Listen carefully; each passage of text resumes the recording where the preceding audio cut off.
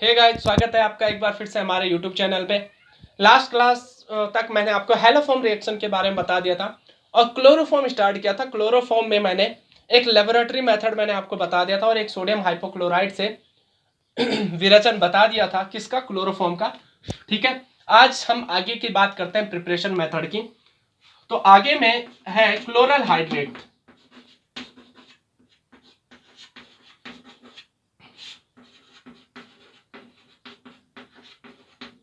पहले तो मैं आपको ना क्लोरल हाइड्रेट का फॉर्मूला बता देता हूं। क्लोरल हाइड्रेट का फॉर्मूला होता है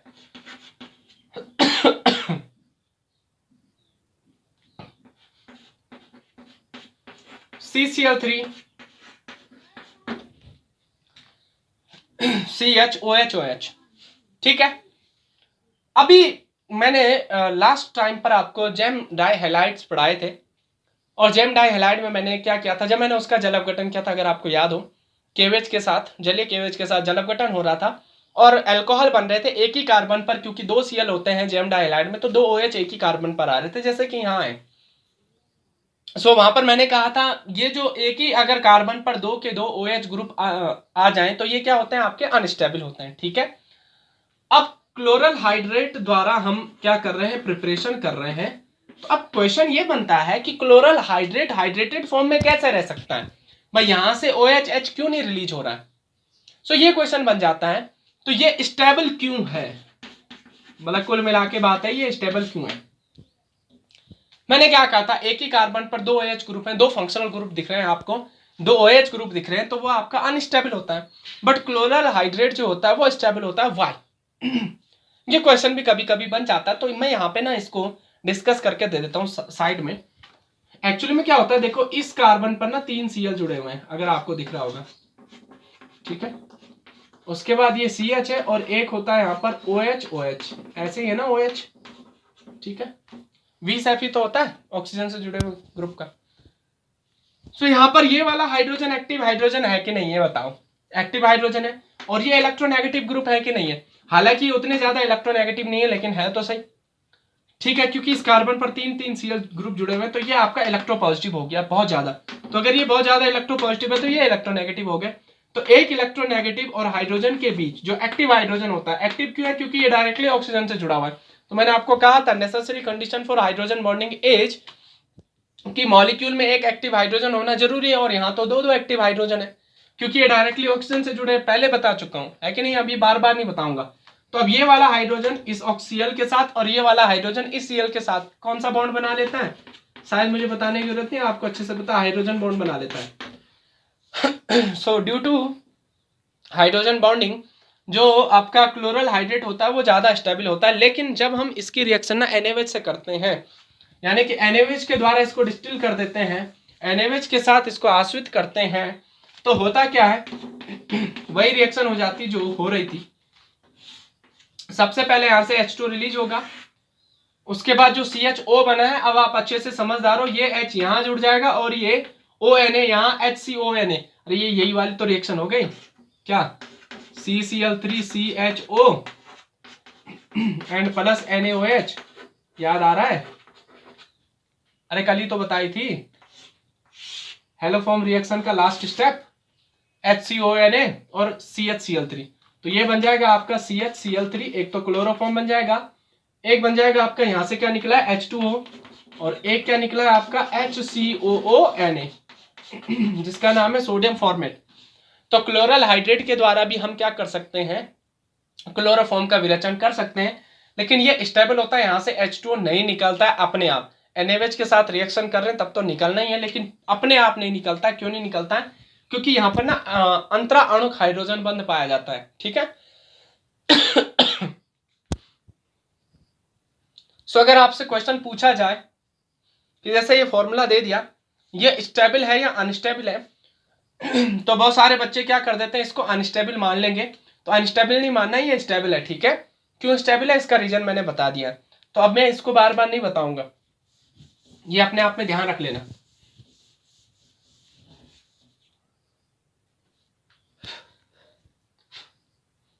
ठीक है, अच्छा, क्लोरल हाइड्रेट के बाद आता है आपका कार्बन टेट्राक्लोराइड द्वारा, CCl4 द्वारा हम क्या कर सकते हैं,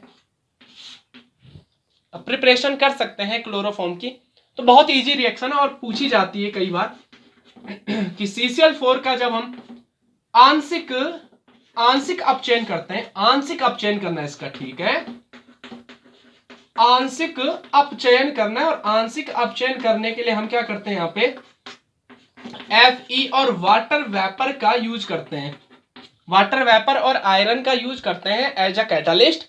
आंशिक अपचयन हो जाता है और एक H यहां से, एक Cl यहां से क्या रिमूव हो जाएगा, HCl, और ये हाइड्रोजन यहां ऐड होकर के क्या बना देगा, CHCl3। It is very very very important reaction. आपको दिख इजी रही होगी, लेकिन कभी कभार क्या होता है कि क्वेश्चन में ना केवल ऐसे दे देता है, कैसे, CCl4 और ये लिख देगा FeH2O वेपर। अब बताओ, तो ना बच्चों का दिमाग जाता ही नहीं है, क्योंकि Fe+H2O रिड्यूसिंग ग्रुप है, ये बहुत कम लोगों को पता होती बात। It is also reducing group, हालांकि आंशिक अपचयन करता है लेकिन करता जरूर है। तो ये सबसे मोस्ट इंपॉर्टेंट रिएक्शन बन जाते हैं, इसीलिए क्योंकि एग्जामिनर यहाँ पे आपको हाइड्रोजन लगा के नहीं देगा, एग्जामिनर तो सीधे CCl4 लिख देगा, और CCl4 लिख के Fe+H2O लिख देगा in the presence of Fe+H2O vapour लिख देगा, और ये आपका क्वेश्चन मार्क मार देगा, और क्वेश्चन मार्क मारेगा तो आपसे आंसर पूछेगा। अब आंसर पूछेगा तो आपको समझ में नहीं आएगा, क्योंकि H2 तो लिखा हुआ नहीं है। इसलिए ध्यान देना, मैंने बता दिया, ठीक है। अब ये चीजें कॉपी में लिखने लायक नहीं होती हैं, लेकिन मैं बता जरूर देता हूँ, इसलिए ध्यान भी रखा करो, इसको आप लोग नोट कर लिया करो कहीं पे, ठीक है। देखो नोट्स में ना हम सारी बातें नहीं लिख सकते हैं, फिर तो नोट्स ऐसे बन जाएंगे, ऐसे ऐसे ऐसे फिर उसको याद कैसे करोगे। तो कुछ बातें होती हैं जिसको नोट्स में नहीं लिखा जाता है, लेकिन याद रखनी जरूरी होती है, तो उसको याद भी रखा करो, ध्यान में भी रखा करो, ठीक है। और नहीं ध्यान में रहता तो साइड में कहीं पे लिख दिया करो।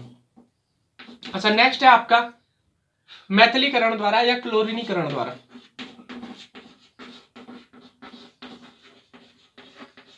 शायद ये रिएक्शन तो कोई खास है नहीं, ये तो आपने बहुत बार पढ़ी है, 11th में भी पढ़ी है। क्लोरीनीकरण कैसे करते हैं, या इसको मैथिलीकरण भी कहते हैं। तो हम क्या करते हैं, मैथेन की रिएक्शन Cl2 से कर देते हैं अल्ट्रावायलेट या HNO लाइट लिख दो, सूर्य का प्रकाश लिख दो, कुछ भी लिख दो, ठीक है, सूर्य के प्रकाश की उपस्थिति में करते हैं, आपको पता है। क्लोरीनीकरण होता रहेगा, यहां से Cl, यहां से H क्या निकलेगा, HCl, प्रोडक्ट बन जाएगा आपका CHCl3। फिर से इसकी रिएक्शन किसके साथ करोगे, Cl2 के साथ करोगे in the presence of ultraviolet light या सूर्य का प्रकाश। यहां से Cl, यहां से H निकल, oh sorry sorry sorry sorry sorry,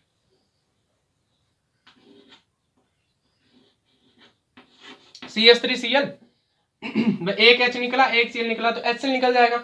यहां से Cl2, यहां से एक H निकलेगा, एक Cl निकलेगा, तो ये निकल जाएगा आपका HCl, और उस H की जगह पर क्या आ जाएगा, आपका Cl आ जाएगा, तो ये बन जाएगा आपका CH2Cl2।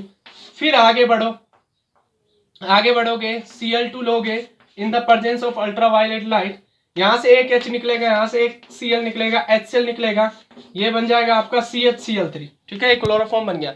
ये रिएक्शन आगे आप करवा सकते हो, आपकी मर्जी है, लेकिन हमें तो प्रिपरेशन किसका करना है, क्लोरोफॉर्म का करना है। तो आप इस रिएक्शन को यहीं पर भी एंड कर सकते हो, आगे बढ़ाना चाहो तो आगे भी बढ़ा सकते हो, क्लोरोफॉर्म मिल गया हमें, ठीक है। ये रिएक्शन तो आपने करी है ना पहले से ही, क्योंकि प्रकाश की उपस्थिति में फ्री रेडिकल रिएक्शन होती है ना, फ्री रेडिकल मुक्त मूलक क्रियाविधि के द्वारा होती है, तो होता रहता है। 11th क्लास में मैंने आपको अच्छे से समझाई थी, ठीक है। तो प्रिपरेशन आपका ना कंप्लीट हो चुका है। अभी मैं ना फिजिकल प्रॉपर्टीज की बात करने वाला हूं, ठीक है। फिजिकल प्रॉपर्टीज में हम देखते क्या है, जनरली हम देखते हैं, एक तो देखते हैं अवस्था, ठीक है, एक देखते हैं हम रंग देखते हैं, गंध देखते हैं, और विलेयता देखते हैं, ठीक है।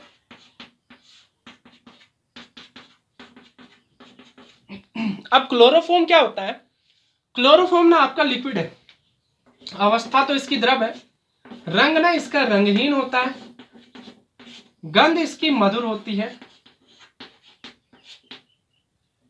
विलेयता जल में ये क्या है, अविलेय है, ठीक है। ईथर और अल्कोहल में क्या होता है, विलेय होता है।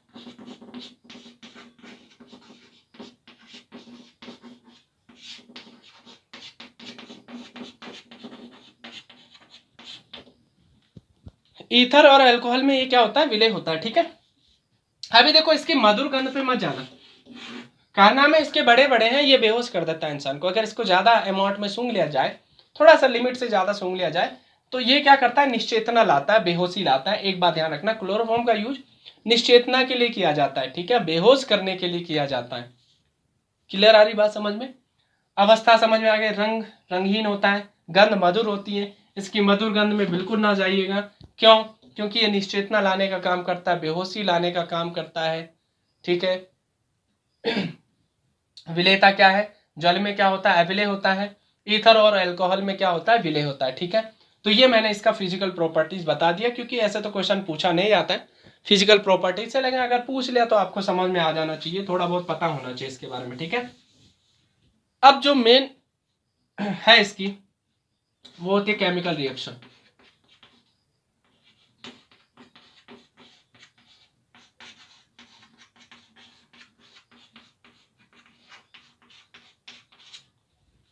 केमिकल रिएक्शंस की बात करेंगे हम। केमिकल रिएक्शन में हम सबसे पहले इसके ऑक्सीडेशन की बात करने वाले हैं।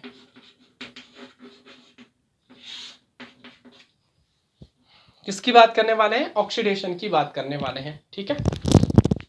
अब इसका ऑक्सीडेशन कैसे होता है मैं बता देता हूं। जब कभी क्लोरोफॉर्म सूर्य के प्रकाश की उपस्थिति में एयर की प्रेजेंस में आता है, वायु की उपस्थिति में आता है, तो उसमें ये ऑक्सीजन जो मौजूद होती है वायु में, उसके साथ रिएक्ट कर जाता है, और रिएक्ट करने के बाद फॉस्जीन नामक एक विषाक्त गैस का क्या करता है?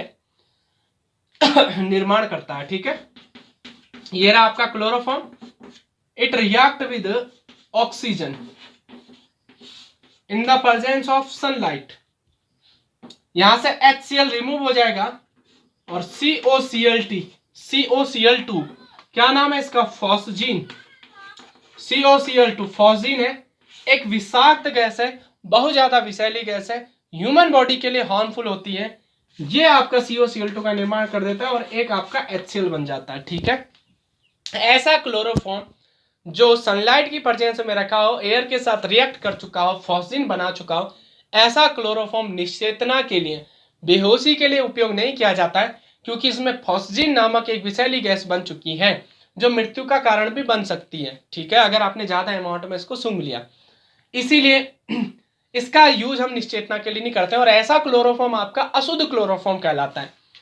अगर आपसे पूछा जाए अशुद्ध क्लोरोफॉर्म क्या है, तो आप लिखोगे कि जब सूर्य की प्रकाश की उपस्थिति में वायु के संपर्क में आता है क्लोरोफॉर्म, तो फॉस्जीन नामक गैस का निर्माण करता है, जो एक विषैली गैस होती है। ऐसा क्लोरोफॉर्म आपका अशुद्ध क्लोरोफॉर्म होता है। अब जब आप लोग निश्चेतना के लिए क्लोरोफॉर्म को यूज कर रहे हो, तो उस समय आपको कैसे पता चलेगा ये शुद्ध है या अशुद्ध है? भाई पता भी तो करना पड़ेगा, ऐसे नहीं सुंघा दोगे ना किसी को, पता चले बेचारा मर गया, है कि नहीं है? तो ऐसे तो नहीं सुंघा सकते, पता तो करना पड़ेगा। तो इसके लिए हम क्या करते हैं, इसकी शुद्धता की पहचान के लिए टेस्ट करते हैं। टेस्ट क्या करते हैं, जो क्लोरोफॉर्म होता है उसमें हम AgNO3 मिला देंगे। अब AgNO3 मिलाएंगे तो क्या होगा, पहले मैं आपको टेस्ट बताता हूं। जब हम क्लोरोफॉर्म में AgNO3 मिलाते हैं तो हम ये देखते हैं उसमें श्वेत अवक्षेप बना कि नहीं बना। अगर श्वेत अवक्षेप बना तो हम कहेंगे वो आपका क्या है, इम्प्योर है, अशुद्ध है, उसको यूज नहीं करना चाहिए। अगर श्वेत अवक्षेप नहीं बन रहा है तो हम कहेंगे कि ये प्योर है और इसको हम यूज कर सकते हैं। अब श्वेत अवक्षेप क्यों बनता है, अशुद्ध क्लोरोफॉर्म श्वेत अवक्षेप क्यों देता है? अगर आपको यहां देखने को मिल रहा होगा, जब क्लोरोफॉर्म अशुद्ध हुआ, फॉस्जीन बना रहा था, तो उस समय HCl निकाल रहा था, तो ये HCl अशुद्ध क्लोरोफॉर्म में मौजूद होगा। और जब हम इसकी रिएक्शन AgNO3 से करेंगे तो ये AgCl का श्वेत अवक्षेप देगा, प्लस निकल जाएगा HNO3। अब AgCl का श्वेत अवक्षेप बन रहा है, मतलब HCl मौजूद है। HCl मौजूद क्यों है? क्योंकि फॉस्जीन बन चुका है, बात खत्म। तो शुद्धता की पहचान करने के लिए हम AgNO3 का यूज करते हैं। AgNO3 में अगर आपने श्वेत अवक्षेप देखा तो उसका यूज नहीं करते। हाँ, श्वेत अवक्षेप किस लिमिट तक देखा वो भी आपको पता होना चाहिए। अगर श्वेत अवक्षेप बहुत ज्यादा आ गया, यानी कि बहुत ज्यादा HCl बन चुका है, बहुत ज्यादा HCl बन चुका है, मतलब COCl2 जो है वो बहुत ज्यादा बन चुका है, तो ऐसा तो हमारे किसी काम का ही नहीं है क्लोरोफॉर्म, वो तो फेंकना ही है फिर। हाँ, अगर AgCl की अमाउंट कम बन रही है, मतलब श्वेत अवक्षेप बहुत कम मिल रहा है, तो हम कह सकते हैं इसमें ना फॉस्जीन बहुत कम बना है, और अगर बहुत कम बना तो इसको हम प्योर कर सकते हैं। अब इसको प्योर कैसे करते हैं वो मैं आपको बता देता हूं। अगर AgCl का श्वेत अवक्षय बहुत कम अमाउंट में मिल रहा है तो ये शो करता है कि हमारे पास फॉस्जिन की अमाउंट बहुत कम है। और अगर फॉस्जिन की अमाउंट बहुत कम है तो फॉस्जिन एक विषैली गैस है, इसको अभिषाक्त कर सकते हैं हम बहुत कम अमाउंट में। तो कैसे करते हैं देखो, इसको अभिषाक्त करने के लिए 1% एथेनॉल मिला देते हैं, किसमें? अशुद्ध क्लोरोफॉर्म में। अब उस अशुद्ध क्लोरोफॉर्म में जो फॉस्जिन थी, यही थी, ये रिएक्ट करेगी एथेनॉल के साथ।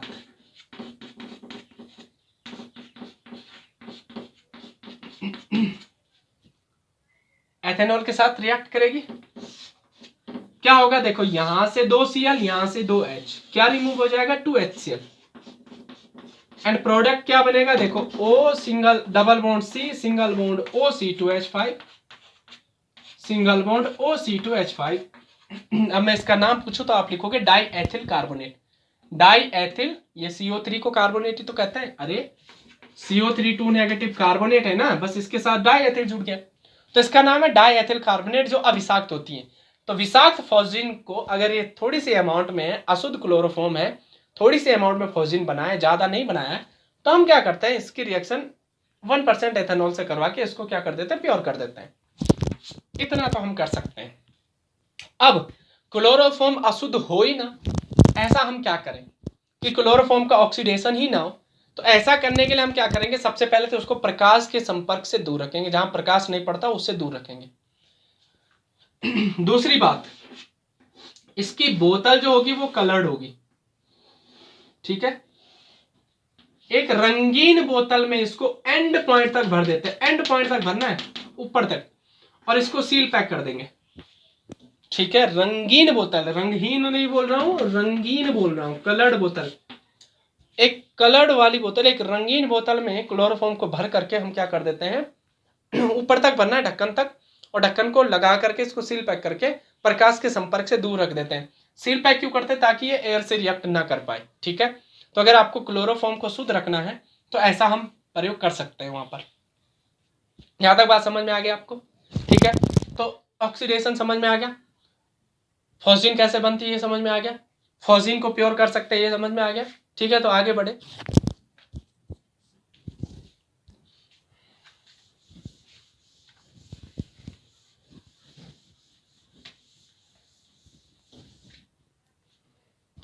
अभी ना इसकी जो केमिकल रिएक्शंस है ना, उसमें वैसे तो बहुत सारे रिएक्शन है, सभी पढ़ाऊंगा मैं, लेकिन उसमें ना मैं मोस्ट इंपॉर्टेंट आपको पहले बता दूंगा, जो बहुत जरूरी, जो पूछी जाती है। पहली रिएक्शन है नाइट्रिक अम्ल के साथ, रिएक्शन विद नाइट्रिक एसिड।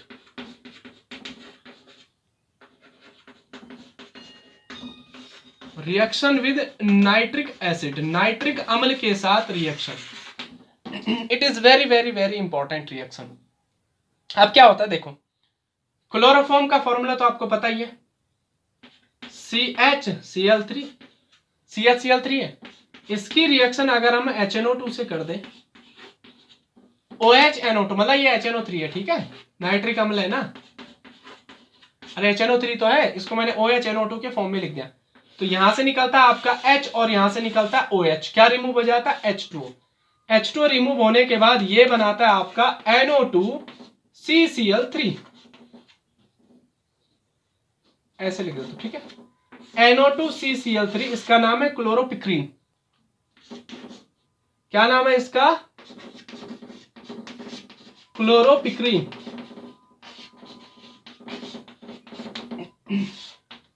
पूछ लेता है क्लोरोपिक्रीन क्या है, इसका निर्माण कैसे होता है, इसका विरेचन कैसे करते हैं, समीकरण लिखिए। तो क्लोरोपिक्रीन एक वार गैस है जिसका उपयोग हम युद्ध के क्षेत्र में करते हैं, जहां लड़ाई हो रही होती है, वार गैस के रूप में हम इसका यूज करते हैं क्लोरोपिक्रीन का। It is very very very important chemical, ठीक है।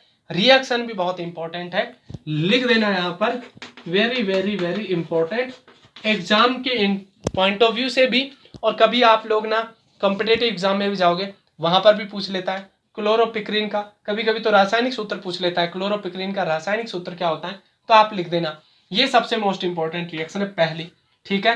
जब हम नाइट्रिक एसिड के साथ क्लोरोफॉर्म की रिएक्शन करते हैं तो क्लोरोपिक्रीन बनता है। एक तो ये आपकी इंपॉर्टेंट रिएक्शन है। एक और रिएक्शन है वो भी मैं आपको बता देता हूं, ठीक है। बाकी के रिएक्शन तो थोड़ा बहुत ऐसी है कि चल जाएगी, लेकिन ये दोनों रिएक्शन आपको अच्छे से याद रखनी है। Reaction with acetone, reaction with acetone. Acetone का फॉर्मूला पता है आपको? CH3 सिंगल बॉन्ड CH3 और ये आ जाएगा आपका डबल बॉन्ड O। इसकी रिएक्शन हम क्लोरोफॉर्म से करेंगे।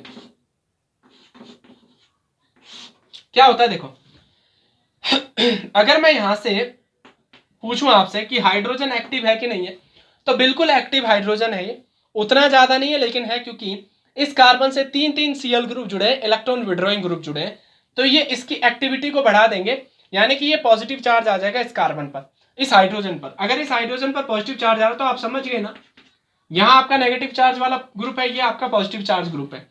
तो यहां पर क्या होगा, ये जो ऑक्सीजन है ये नेगेटिवली चार्ज है, क्योंकि ऑक्सीजन ने यहां से क्या किया है, पूरा का पूरा बॉन्ड एक्सेप्ट कर लिया, ये इस हाइड्रोजन को इलेक्ट्रॉन पेयर देगा और यहां से ये कार्बन पर बॉन्ड टूट कर जाएगा और कार्बन से यहां आ जाएगा इस कार्बन पर।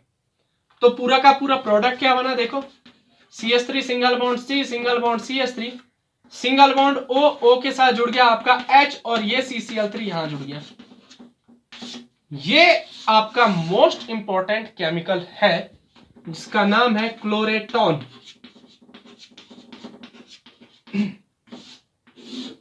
और अगर आपसे एग्जाम में पूछा जाए कि क्लोरोटोन को बनाने की रासायनिक समीकरण लिखे तो ये लिखनी, और क्लोरोटोन क्या होता है, तो ये एक निद्राकारी होता है जो नींद लाता है। निद्राकारी क्या है, एक निद्राकारी है, निद्राकारी है। तो एक क्लोरोपिक्रीन वार गैस और एक क्लोरोटोन आपका निद्राकारी, ये दोनों की दोनों आपको रिएक्शन याद रखनी अच्छे से। इसके बाद जो केमिकल रिएक्शन है वो मैं आपको नेक्स्ट लेक्चर में पढ़ाऊंगा। तब तक के लिए थैंक यू।